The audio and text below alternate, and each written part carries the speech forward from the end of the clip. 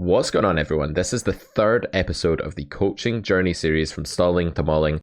When we met Jess, she was struggling at 25NL, she was stalling, her thought processes were a little bit all over the place, she was stationing in big pots, and she has just sent me a graph with an extremely upward trajectory. This is one of the best things that can happen to you as a coach, and I do think that Jess's game has improved a ton in the small space of time that we've been working together, but you do have to ask yourself, is this a true sign of really good early progress, or are we just dealing with an upswing? Is variance actually responsible for this beautiful graph that you see on the thumbnail? In the coaching session you're about to witness, we went through some key hands that Jess played at 25NL. We talked to her about her thought processes. I'll let you guys make up your own mind about whether this is the work of variance or whether Jess is already on her way to mauling. Let us know what you think in the comments, and don't forget to smash that like button. It really helps us grow and continue this coaching journey series. Let's get started.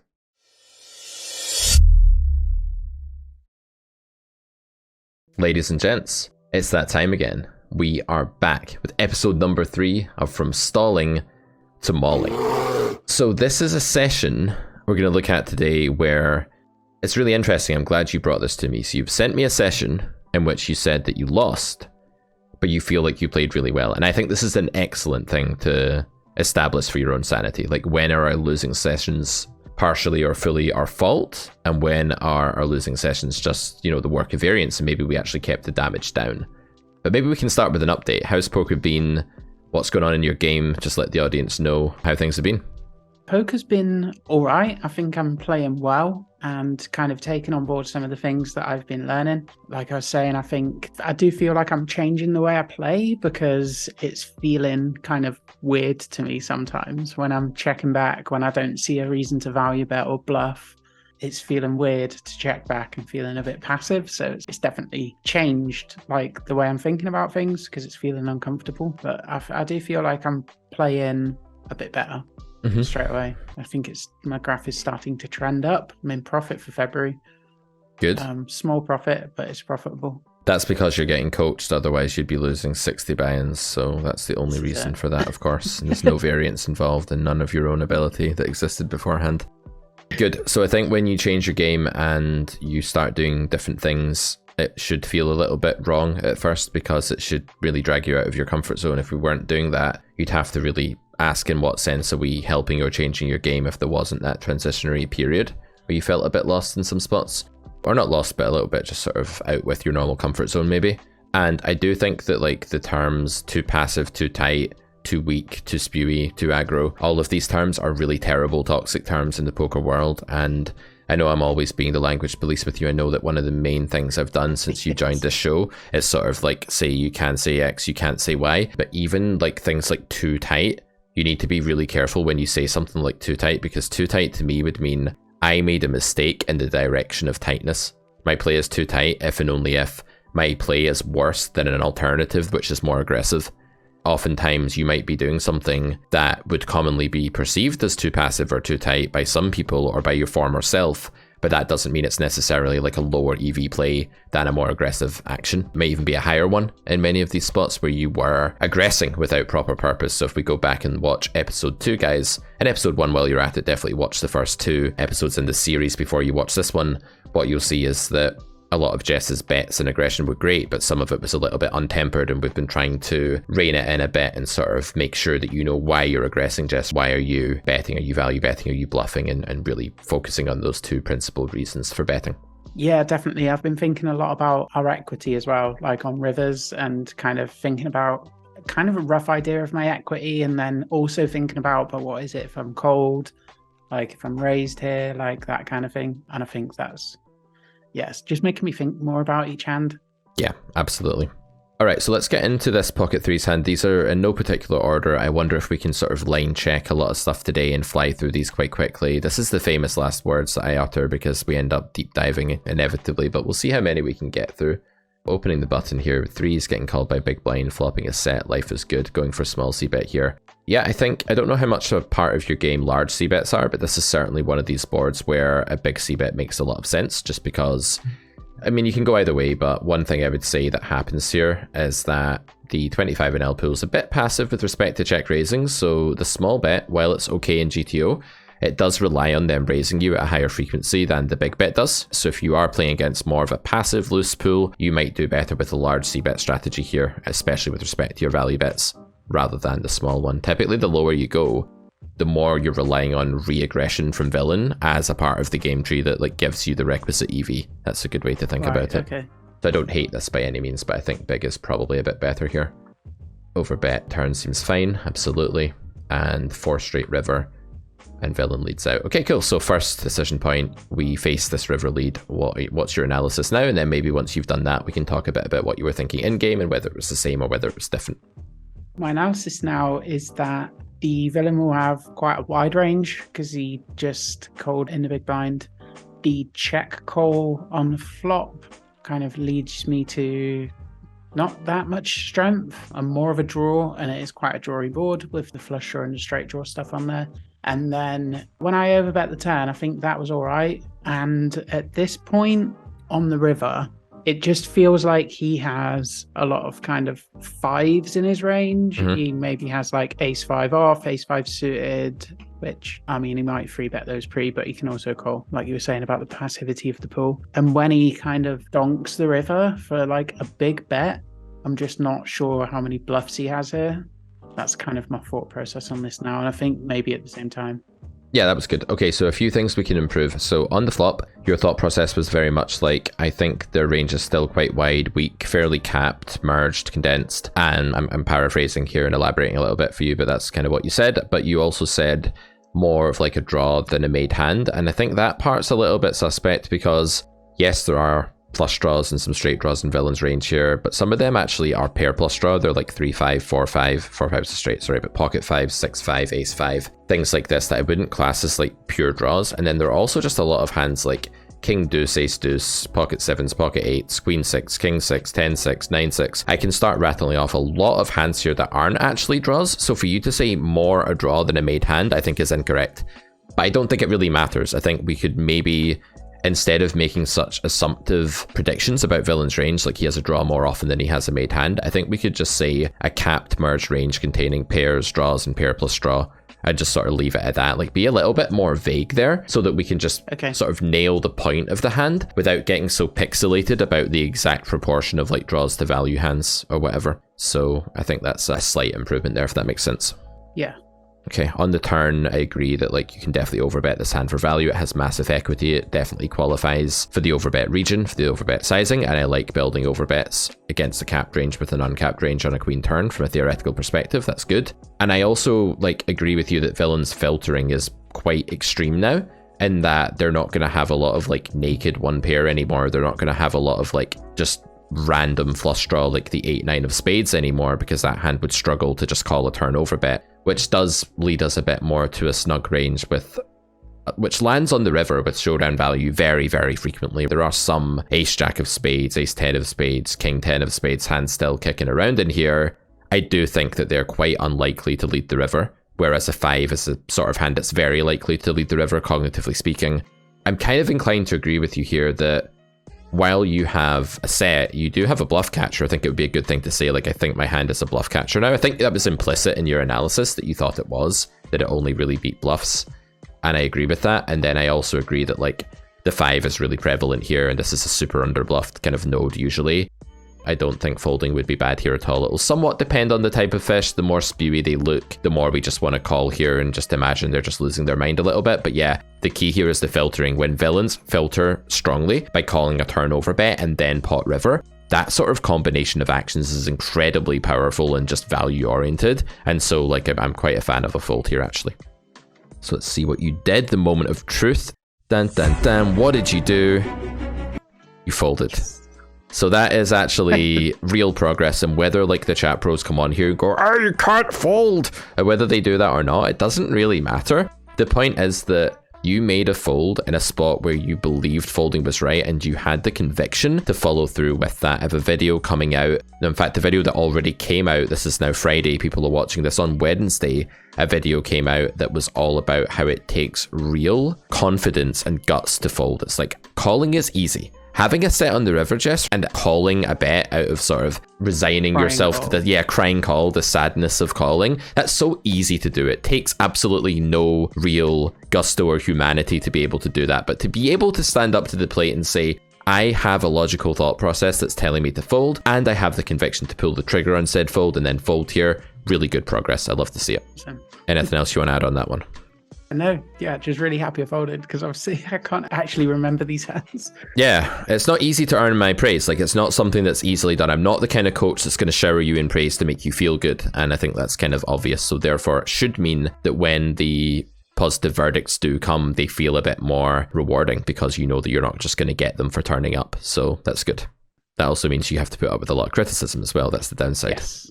If you're serious about poker, then you'll know that there are two main ways to study the game. On the one hand, we have the theoretical, often known as GTO approach, where we're looking at Nash equilibriums. We're trying to figure out what is the most unexploitable and highest EV strategy possible against two perfect players. Then, on the other hand, we have the exploitative strategy, which is where most of the money in the real world is really made, which is about picking apart deficiencies in your opponent's games. Both of these things are incredibly difficult to study. The theoretical side is hard to study because when you look at a solver, and many coaches recommend that you just study with solvers on your own, what you'll find is you're basically looking up the answer at the back of a mathematics textbook. Seeing that answer in no way equips you to solve the problem yourself the next time, and so inevitably the student finds themselves lost at the table, no idea how to apply that solver output that they looked at with all of the complicated frequencies, ranges, and EVs. I was sick of that. I was sick of students studying with solvers before they understood how the game worked, and so I decided to record the Carrot Poker School. This is a rigorous academic course. It's just like something you would get in university. Poker is a very academic and rigorous topic, so I thought such a course was the only way to truly teach the game properly. The Carrot Poker School, across 33 videos of footage, the Carrot Poker School shows you how to understand the inner workings, the laws of physics of the game, as it were. The Carrot Poker School gives you the bedrock on which to base the rest of your game, including all of that juicy exploitative stuff where the money is really made. I've found that Carrot Poker School graduates, people that have taken our 33-hour-long video course, even people who have just taken the first grade of it, because it's split across 3 grades, are so much more capable of learning exploits and having a strong win rate and moving through the stakes. Without a foundation, without knowing why and how the game works, it's incredibly difficult to glean a lot from solvers or to understand where your opponent's main deficiencies lie and how to truly take advantage of those leaks. Head on over to carrotcorner.com today to have a look at the syllabuses of grades 1 through 3 of the Carrot Poker School, and if you do decide you want to take the plunge and give yourself a complete poker education, then you can save £500 UK by grabbing our full scholarship bundle and getting all 3 grades at the same time. Perhaps my favourite thing about the Carrot Poker School is the amount of feedback you get along the way.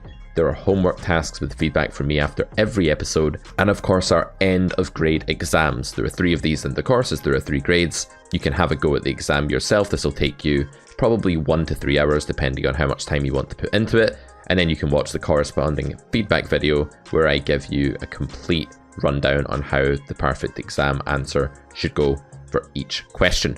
There's no other poker course this interactive that will give you such a strong foothold in poker theory, not just what, but why and how. Check out at carrotcorner.com. Now let's get back to the content. Jacks. Don't mind. 380, okay. Big squeeze seems good here. Villain calls, so this is someone that started off short, so always good to just remember we're in this sort of playing against the fish realm in this case. Ace 10-8, I don't really mind what you do here. I don't really care if you bet small or check. They're both fine. I would check call. Okay, good. Not spending too much time on these mundane spots. I would check turn. You face a large bet. Okay, so it's do or die now. Obviously, you need to decide, is this player over bluffing or under bluffing, i.e. are they bluffing more than about 27-28% of the time here? Actually more than that, because some of their bluffs will be gutters and they'll have equity. So that's the conundrum you need to solve. What is your thought process like here?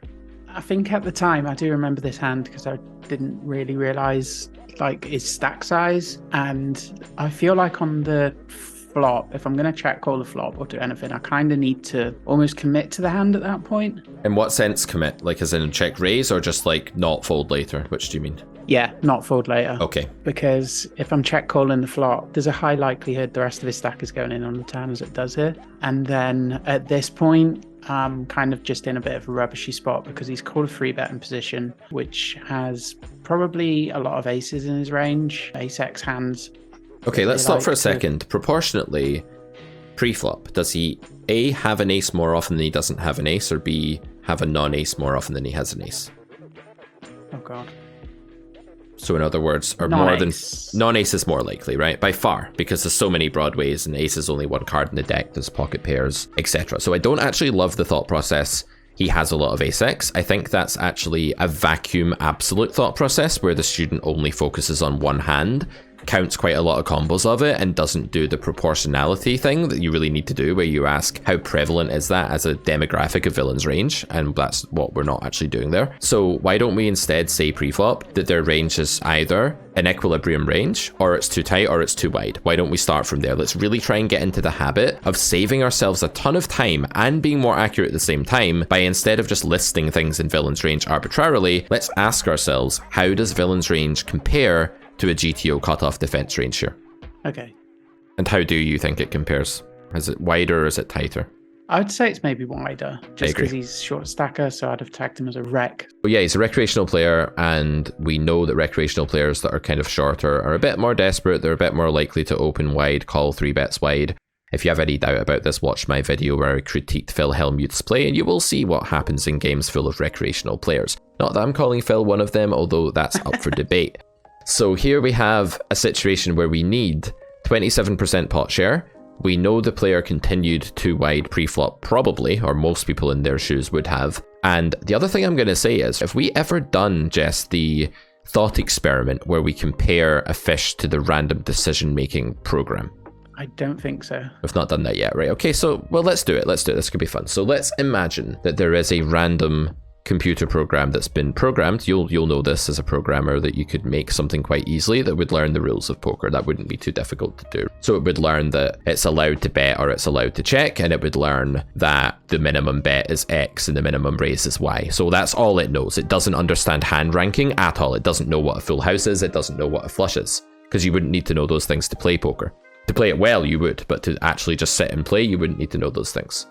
This random decision robot just rocks up to a spot and it just presses a button. It doesn't care. It just RNGs every decision. It doesn't know what it has. It doesn't know what the board is. It just RNGs. So if you imagine that the RNG program is on one end of the scale, it's a horrible poker player, and then you have like a good reg on the other, or pile solver or something that does know what its hand is and does know what its EV is and stuff on the other end of the scale.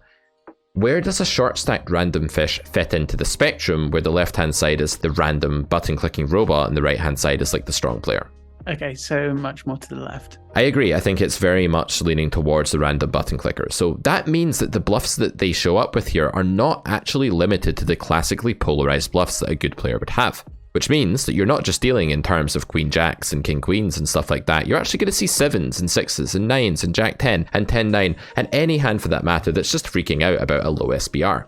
So now, how do you feel about the prospect of having 30% equity against someone like that? Quite good. Yep. So therefore this spot is a call. Let's see what you did.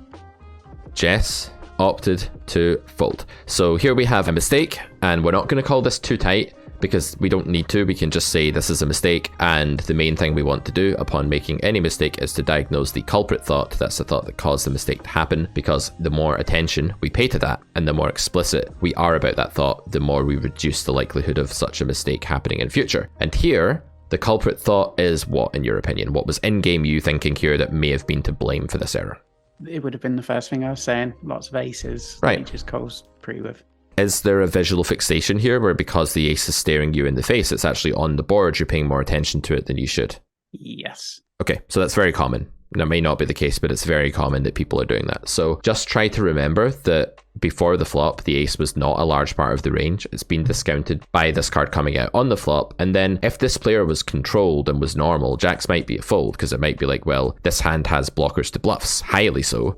Doesn't block many value hands, therefore we're indifferent at best. But we're not indifferent here because the average opponent is just losing their marbles way too often in this spot when they start with a short stack and have too wide a base preflop range. Once you put all of that together and you really focus on the range they arrive on the turn with, and you've left it super wide by checking flop, remember one of the avenues that's going to open up here when we start playing a bit more passively in certain situations is that we will leave our opponents with way more trash in their range than we're used to leaving them with, and then we will need to be quite willing to bluff catch against unfiltered ranges. This is actually one of the key lectures in the course Cash Injection. Guys, there are two problems that afflict poker players these days, and it's highly likely that you watching this are succumbing to one of them, and that it's stopping you from realizing your poker potential. The first problem is diving too deep into GTO, studying solvers too deeply too soon, trying to copy their outputs, and maybe just neglecting the reality of what your opponent's range actually is.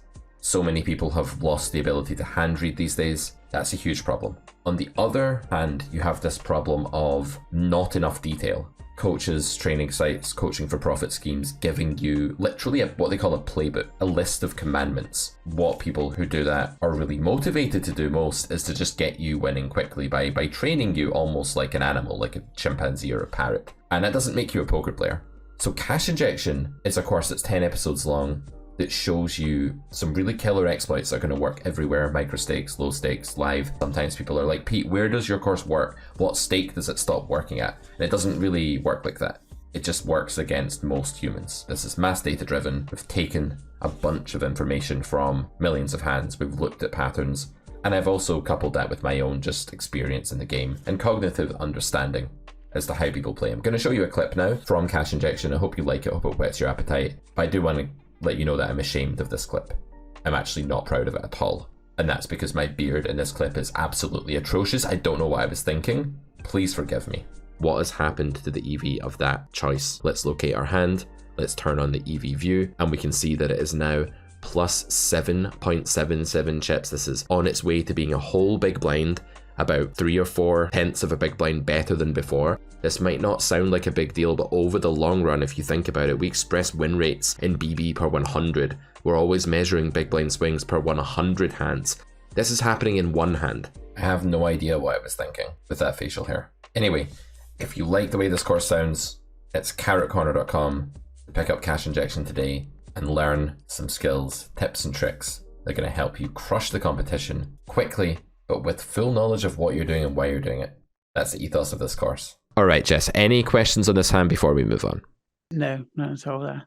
I do feel like that point about checking our passivity, kind of hiding our hand kind of thing, will be in maybe one of the hands. Don't know if it pops up, but yeah, that came into my thought. Yeah, it's not even so much that we're disguising our hand strength, it's just that we're enabling them to reach future nodes with like their entire range, and therefore there's a lot of range width there. And if a weaker player is like the random button clicking robot, it can lose control extremely quickly of its frequencies in that case. I just depersonified the weaker player by using the pronoun it to describe them, but oh well. Sorry, fish, if you're watching this, I apologize. Fish are people too. Rights for fish. King Queen, 3-bet. Call. Okay, say this is on the loose side, but it's not bad or anything. Generally, I will try to get involved with weaker players, so I will take a little bit of an extra punt to get into pots with them, so I do actually really like this. I love the sizing as well, by the way, because you're really keeping the investment down if they do jam. One thing that you could say here as well is just that against a stack like this, you will get shoved on, you know, more frequently, and so you will need to be a bit careful here against certain types of weaker player. If they're very aggro looking, you probably don't want to 3-bet here because you end up 3-bet folding a bit too frequently or something. Check, check. Bet fold. Okay, so this hand is not a great deal to it. Anything you'd like to comment on here? Any thoughts or questions? Yeah, so the 3-bet pre, I think, yeah, villain's under the gun and short, and maybe that tends to maybe lean towards not 3-betting pre, but that's kind of, and then I feel the rest of the hand is standard till the turn. I think checking back the flop is kind of like, why would we bet here? Well, why would we bet here then? What would be the reason? What's the candidate reason? It would be a bluff. Good. If we're betting on this flop. And why do you sort of rule that out then? Maybe because of the short stack. Yep. And yeah, you can just like check raise and jam. Yeah, I 100% agree. Again, let me like lead you down the path of like how the carrot poker learning model would approach this spot. It would basically say, in theory, I have an optional bluff, to use the lingo of grade 1 of the Carrot Poker School, which you've been working your way through. That's our dense theory course available on carrotcorner.com. You can check that out, guys. It would basically say that the flop is not a mandatory bluff, but an optional bluff, meaning it's the same EV to check as it is the bet. Now, in reality, because you're going to get jammed on so much more often than you would in a 100 BB full stacked sim, you can imagine that the bet line deteriorates in EV much faster than the check line does. Maybe the check line is worse as well, because people lead turn kind of uncontrollably in this situation. So maybe they're both kind of bad, or they're both worse than they would be normally, but I think the check branch is not deteriorating as much. I think we can kind of handle checking back here and seeing the turn, and then like if they do lead, we can fold. But at the same time, at least that way we're not investing a ton of extra money to realize no equity. I think whenever you combine the factors of investing extra money to not realize any equity at all, you're actually inviting a terrible node and you're actually making a mistake. So I love that you checked the flop here. I think it's really good. Some people would auto bet, so kudos to you. And then on the turn, I'm not convinced this is a fold actually. Let's have a quick think about this. It might be, but I'm not totally convinced that it is. Could we approach this from a raw pot odds standpoint first of all? Then what I'd like you to do is invite you to add other factors that are not just raw equity and raw pot odds. So how should we do the raw pot odds part of this firstly? The amount that we've got to call with the pot with our call, and then can we count like the rest of its stack? Because we'll get to that. Let's start with the pot odds part. This is what I mean. We'll start with the pot odds part, then we'll come to the implied odds part afterwards. So yeah, basically, I'm trying to think now. Do you want me to add it up and try and work out our pot odds here? You can always already there, cheat because it tells you. But yeah, let me show you a shortcut of how to add it up. Because ideally, I'd love to get you to the point where you can see the pot odds in game in like 2 seconds without the help of any third-party software, if that's even a thing on GG. I don't think it is. But let's say that you called this like third pot, just for simplicity, because that's basically what it is. So it's like third pot. That means it's 1 unit into 3. Okay, so if you're calling 1 unit into 5, which is what you're actually doing, there's 3 units in the pot, they've bet 1, we are calling 1, so we're calling 1 into an eventual 5, that's 20%. That's the way to do it really quickly and easily, right? Oh, awesome. Yeah. Or you could just learn that against third pot, you need 20% pot share EV. That's the other thing to do. Not equity, guys. Not equity. I know you're all like, oh, yes, well, actually, we need our 20% equity to call here. But like, really, that's not true. Why is that not true, Jess? What's wrong with the person in chat that's like writing that comment and is now going to have to delete it based on your explanation? What's wrong with that? Because we have implied odds of getting the rest of it stack on the river if we hit. Absolutely. Not just implied odds, but there's also a branch here that you're forgetting about that's a really magical, amazing one that no one ever thinks about. I'm going to give you 10 seconds to see if you can come up with the other factor that's additional to pot odds that you're not thinking about here. That's additional to us improving and hitting our outs, I should say. Additional to it, we just might be winning anyway. Yes. Beautiful. People in the chat are like, Jess is going to be a crusher one day. She's going to be really good. I'm inclined to agree. You're improving rapidly here. I'm very optimistic. Awesome. This is the thing. Villain could just be leading Jack 10 or 10-8. Like if this, again, this opponent's range is probably too wide pre-flop. And we just don't know that they're not leading like random King 10s and King Jacks and Queen Jacks. We said that turn would be just rampantly led. Not only do you have a ton of implieds here and a Queen or King, you're going to win almost every single time. Like almost every time. And you're going to get most of Villain's stack. Don't assume you're going to get all of it, because that's a little bit too much, but you're going to get most of it on average, meaning that you'll either win all of it or you won't, and there's an average amount you get when you work out the mean number that you make. We call that the IOB, the implied odds bonus. But anyway, I digress. The point is that there's enough wonderful stuff going on in position here for a measly target of 20% pot share that you shouldn't be folding this spot. So if I have a general criticism here, Jess, it's that having started to make some good checks, you're not following them up with enough calling at the moment, but it's early days and we'll see how this goes. I could be wrong. All right, next hand, 10-9. We are in the big blind. We call it open. This goes bet. I'd like to see a call here. Or gets over bet. And already, like, this is a spot where, well, I want to hear your thought process before I go any further, just in case I can catch anything to tweak here. What do you think? I think the bigger bet on the turn kind of filters his range and makes it a bit more polar into like strong hands. They're going to include better 10x and also kind of they will have some really strong draws in there as well. Like it's a kind of drawy board, but I think there's going to be lots of better 10x, maybe even over pairs, like 2 pair hands here. Open, like it's only a single range part, isn't it? So we could have like 4-5 here. We could have 6-7. Again, I think you're being quite specific. about the types. I think you're listing again, and I'm going to urge you not to list because it's unnecessary and it does provide a bit of a skewed picture. It's very easy when you're listing to list more of one type of hand than another, because I can also play the listing game. Like if you want to fight me at the listing game, we can definitely have that battle, and you can list value combos and I can list bluffs, and I bet you'll run out of combos before I do if we fire one at a time here, because I can go queen 9, queen jack, and 6 7, and sorry, not 6 7, I can go a6, king 6, king 7, ace 7, queen 7. Because it's blind versus blind, you can see why I might win that game, because we've started off with so many base combos of air being available to villain's range. Let me improve your thought process a bit. You've got a rough sense of like what's going on here.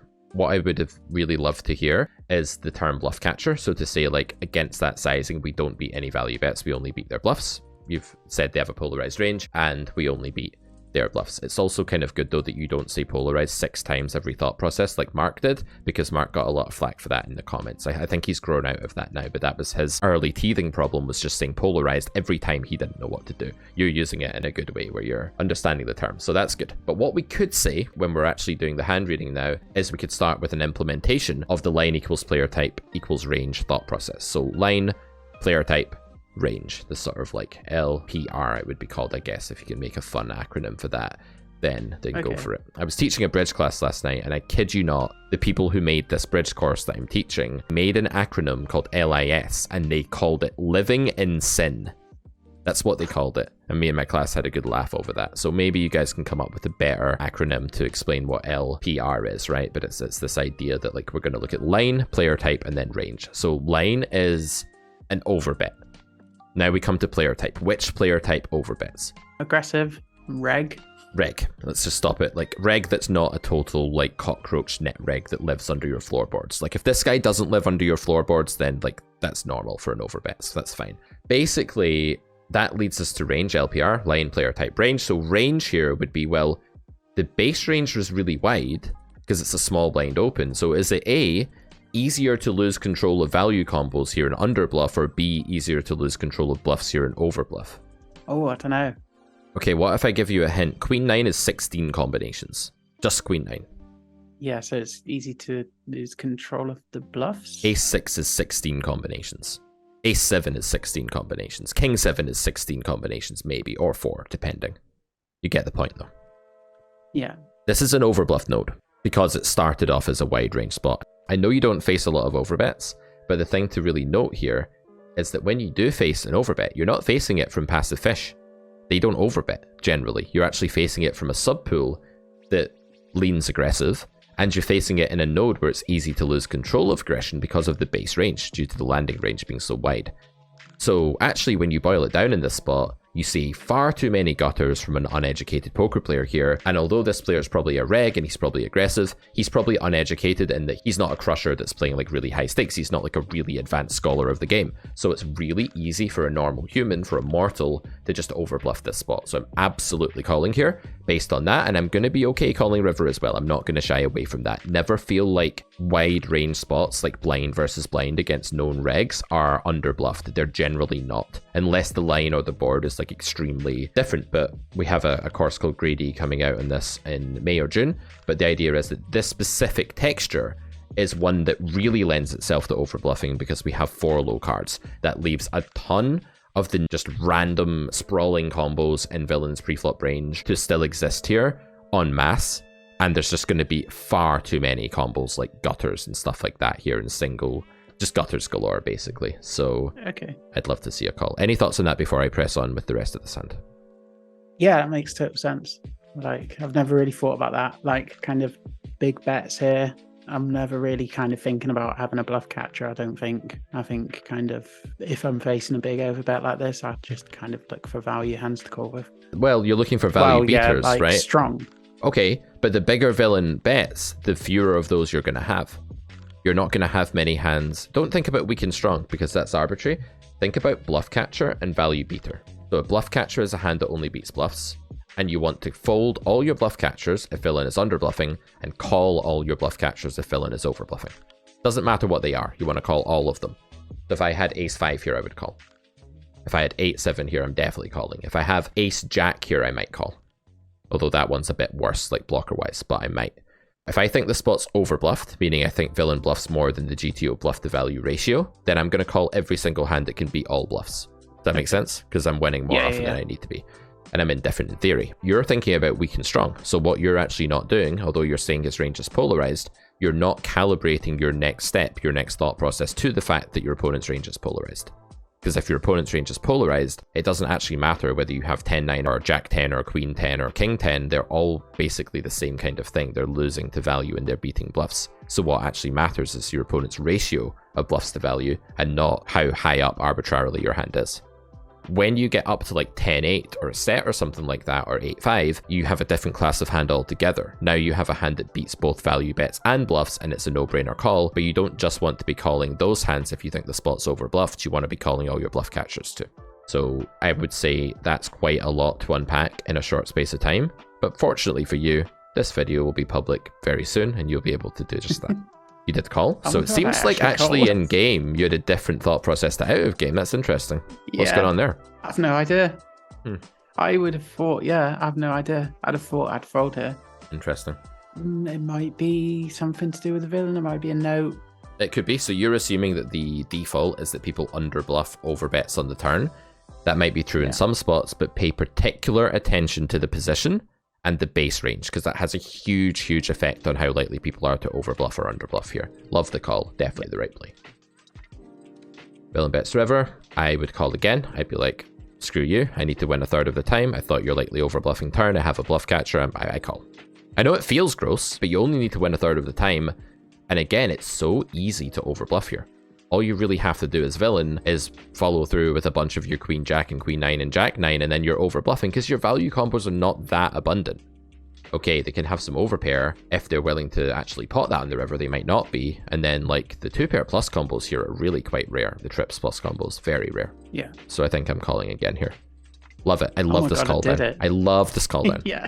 I love this call down so much. You're easily winning more than a third of the time here against pool. Not against a passive fish. But you're not against the passive fish here, Jess. You're against some of the overbet the turn. You're against the reg.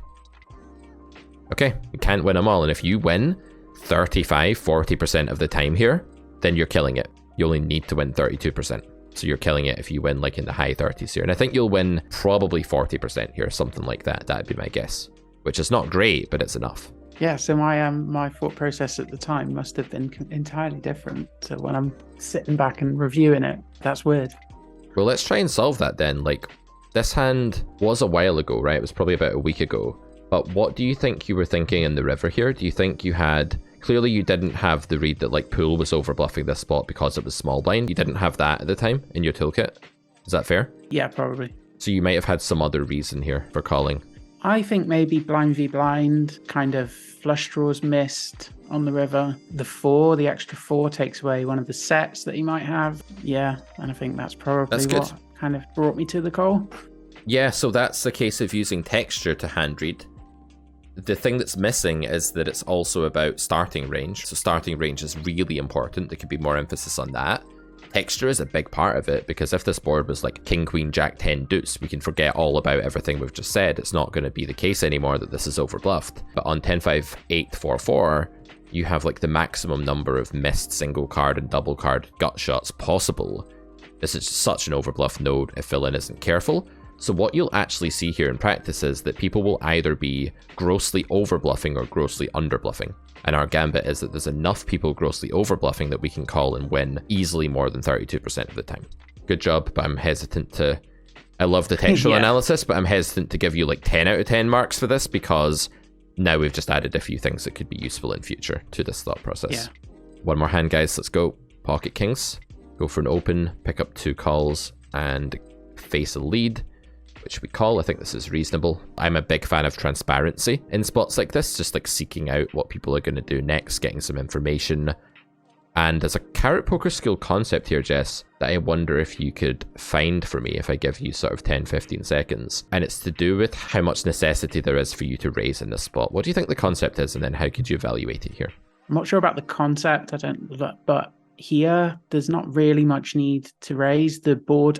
So I know what you're getting at. So it's about urgency. Yes, lovely. Which there's not a lot of urgency here, I don't think. We've just got a strong hand. I think by calling here kind of leaves the villain in position to do something with his kind of one pair hands. Yeah, we don't want them to fold pocket nines here, and that's what's going to happen if we raise most of the time. So urgency is the idea that every hand in our range that's good has what's known as a value investment ceiling. In the Carrot Poker School, it has a ceiling that it wants to reach eventually by the end of the hand that basically equates to how much money the hand would like to invest for value by the end. And it can invest that either by passively by calling or aggressively by betting or raising. Now, it's actually similar to something Phil Galfond said on Twitter a while back, where he was like, a good beginner/intermediate tip is that you consider how many streets of value your hand can get. And if you don't need like 3 of them and you don't need a massive pot, then you might want to play passively on an earlier street. So that's another way of sort of dumbing down urgency for beginners and lower intermediate players, which is great. Urgency here is low because the pot's already growing nicely, you're in position to the flop aggressor, and you have another player that can help you build the pot as well. Meanwhile, it's not actually clear to me that the investment ceiling for pocket kings is that high. It's not clear to me that we want to like get a stack in yet immediately. Like we may not want to do that. It depends on what happens. So I love calling, getting transparency, betting when checked on the turn. We have total control of like whether money goes in the next streets, and therefore we can sort of pick and choose what to do. So really like the call here. This is great. I think raising would be a pretty big mistake actually. Other villain calls, they check. I think you have the most mandatory bet in the world here. I think it's just value all over it. And now urgency is much higher because this player checked. You see that? Because they've checked, it's now on you to do the pot building. Now the pot's not growing. It's stopped growing. Not only has it stopped growing, but is there a better turn than the 8 of diamonds, like for kings, that boosts the equity of, apart from a king, of course, there's not really. So love to see a bet here. Very nice. Villain calls, and I'd love to see a river value bet as well. Oh, the check on the river. I wasn't expecting that. That's caught me a little bit off guard. Let's just have a moment of stunned sort of silence here as you calibrate the fact that you checked and sort of try to remember what you were thinking in game here. What I would do is first off let go of all, like, don't really care that you made a mistake, because like we do make mistakes a lot in poker. Let's actually just knuckle down here and think back and say, well, if there's a mistake, there's a culprit thought. If you're not a button clicking robot, then there is a thought that led to the mistake. If we can find it and we can diagnose it and make it explicit, we can avoid it in future. So what do you think you were thinking at the time of this hand? I think it might have been to do with the check call on the turn, the check call of the big bet after, yeah, like his call there. And then I'm not sure. I think in my head now, I would maybe do, I don't know if it'd probably be like a smaller blocker bet. I don't know, but like, yeah, just wasn't really sure. I think in hand, I'd have probably been unsure of the sizing to go for on the river. Yeah. Maybe. I mean, I get it. It's not the thickest value bet in the world. It's definitely not like a fist pump, really thick value bet. But I think like player type has a lot to do with this. I mean, it depends who this is. Like if this is a reg and they're really solid or something, I could get behind that. But when I see this lead on the flop, I'm already using the whole blind equals player type equals read, this LPR thing. And I'm kind of saying, well, they just led out in the big blind. I don't think this is a reg, but do correct me if I'm wrong. This is like a weird reg that leads here. No idea. Probably a recreational player then, just based on the line that they've taken on the flop. So against the recreational player that bet calls the flop, the thing is, it's just going to be a very mergy, condensed range. And yeah, it could have a set in it, but it'd be very weird to then check call the turn with a set here. That'd be very unusual. So if you think about the type of hand that leads flop in a recreational player's shoes and then check calls turn, what type of hand jumps off the page at you here? What type of hand do you really expect to see a lot? Maybe like Queen X? Yes, and Queen X is extremely combinatorically abundant. The reason you have to value bet river here is that not only is this line massively typical of Queen X from a hand reading perspective, but also Queen X is combinatorically way more likely than any hand that beats you. 5-6 playing this way, a bit weird. It's possible, sure. Ace 5 or something, possible, but a bit weird. Pocket 8s, very weird. 4s, 3s, extremely weird. Not impossible, but very weird. Queen X, extremely, extremely likely. Not even just Queen X, but maybe even like 4x, 3x, things like that. Something like 4-6 or something, 4 or 5. These hands could call you on the river. You just don't know how stationary people are going to be until you bet sometimes. They can be pretty stationary. Yeah. So here it does actually save you a bunch of money, but I don't like it. I think you've been a bit pessimistic about your equity on the river here, because I don't think you've hand read the specific line and player type accurately enough here. look out for clues. On this kind of river, if we do like a smaller block and bet and he just jams over the top, I think at that point I wouldn't be keen on a call. Agreed. So yeah, oh cool. I mean, that's it. Like, that's me just thinking, is it too neat to fold there after block bet in the river? Not at all. It's a very, very clear fold because it's going to be one of the most underbluffed spots ever. You know, like betting flop 3-way, check calling turn, and then check bombing river is one of the least bluffed things I've ever seen. So if you do bet, what that means is that you'll only really get jammed on when you're losing for the most part. It means it's a very easy fold, but that has nothing to do with whether you should bet the river. That's actually a future node because it's not going to happen often, and because we have a clear, like, we don't need to worry about it. Like, some people tie that in too much with the decision of whether to bet the river. I'm not saying this is you, but in some people's thought processes, they're too obsessed with the idea that, like, they don't want to get raised, that they end up checking and actually missing out on value. I think what makes this a value bet is that I really do believe your hand has about 75% equity here. And if that's the case, I think you've just got to try to get called. You've just got to value bet. Okay. You'll get called more than you think by, like, the Queen X and stuff here. Maybe you've just, like, overreacted to them calling the turn big bet. You can't really be too afraid of that if you're willing to accept that Queen X usually check calls the turn big bet, because that's a lot of combos that you beat. Okay, so how are you feeling after today's session? We've had some real progress and we've had some other leaks diagnosed. How's it left you feeling? Quite good. Like you're saying, there is a bit of progress. I'm taking in the stuff that I'm learning on Carrot Poker School, like the urgency and, like, you know, reasons for betting and stuff. Like, I think definitely I'm definitely getting better. There's obviously still tons to work on, but that's cool because just kind of watch the videos when they go live and just take notes, and just it gives me something to kind of focus on that week. I think you're a totally different player to, like, when I first met you already, because I think you now have elements of theory in your game that you're using quite well that you didn't have before. And it's really funny because you might think, well, someone that hasn't studied academically, we said in episode 1, you had never really sat down and really studied poker, you'd just been sort of learning by doing. You would think someone like that would have more theoretical problems, like learning stuff in the Carrot Poker School, like the academic side, but I'm really, really impressed with how you're picking up that side of the game. On the contrary, because there always has to be a constructive but with me, what I would say is that your hand reading is quite ropey, and your hand reading is kind of habitualized in a way where you're being quite random and specific about which parts of a range you tend to focus on. So sometimes you'll be, like in a spot like this, you're just kind of seeing the monsters under the bed a little bit too much. And there are monsters under the bed, but they're not there that often. They do exist. I'm willing to grant you that villain could have Queen 8 or 5-6 sometimes, or Ace 5, but it's pretty rare compared to how often they have all of the hands that you beat here.